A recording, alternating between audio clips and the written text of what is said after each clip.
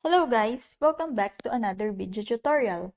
For today's video is how to use TEMU gift card.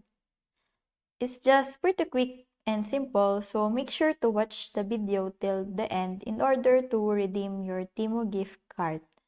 So what you want to do first is go and launch the TEMU application here. Now, what you want to do is make sure to order any sort of product. So in this case, I'm gonna choose one here. So for example, we have this dress.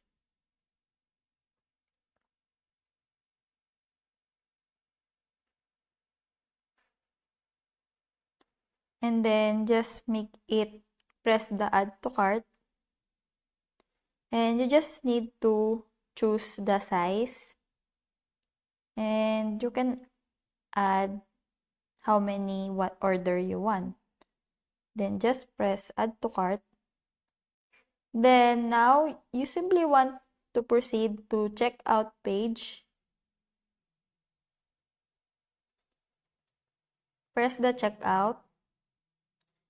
Now, you just need to fill up the address, and after that, you're gonna save it and you will go to another page, and there it will require you to enter your card details, and under the card page, you can simply enter your gift card number.